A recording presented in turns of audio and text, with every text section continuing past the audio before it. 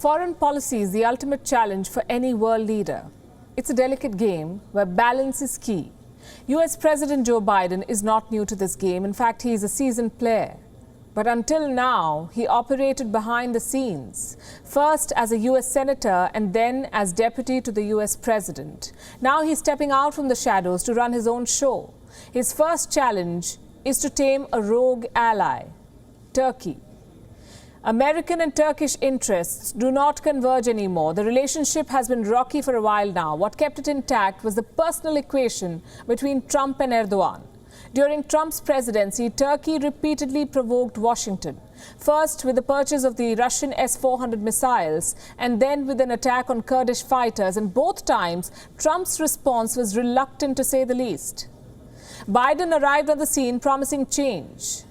No more hobnobbing with autocrats, he said. No long rope for rogue allies like Turkey. This is what Joe Biden said about President Erdogan in an interview last year, and I'm quoting, "He is an autocrat. He is the president of Turkey and a lot more. I'm still of the view that we can support those elements of the Turkish leadership that still exist and embolden them to be able to take on and defeat Erdogan, not by a coup, but by electoral process."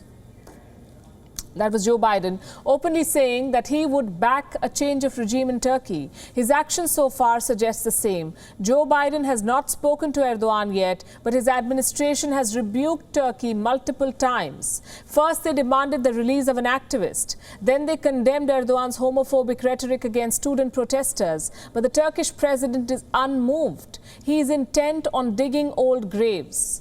On Sunday, Turkey accused the Kurdistan Workers' Party of executing 13 Turks, 1-3. The United States condemned the attack. Erdogan called the US statement a joke. He's openly accusing America of supporting terrorists.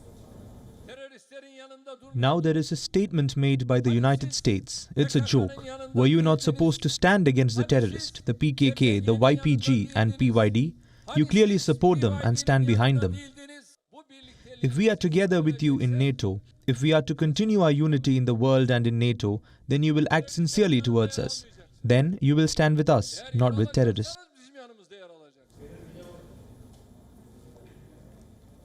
For the record, the United States has designated the Kurdistan Workers' Party as a terrorist group.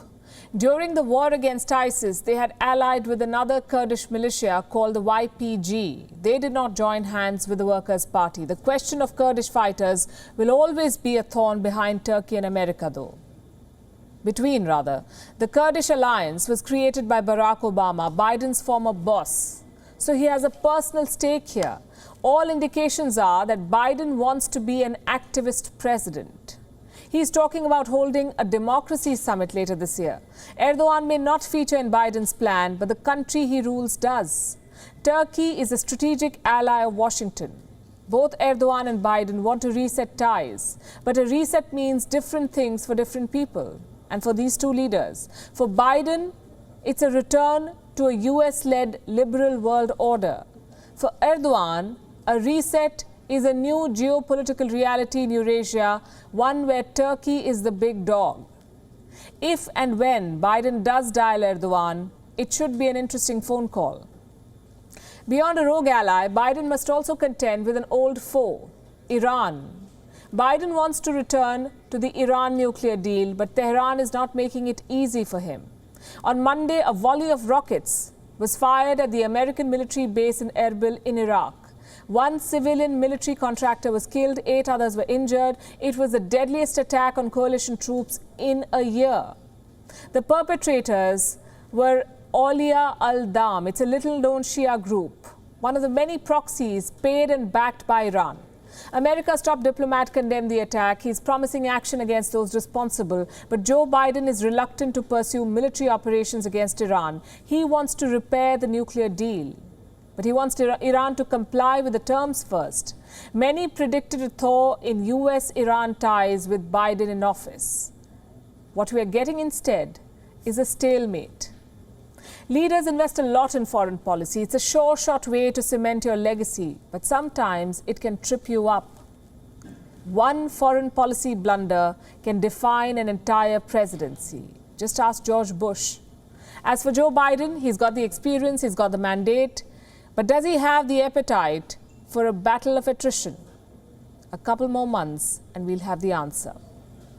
WION is now available in your country. Download the app now and get all the news on the move.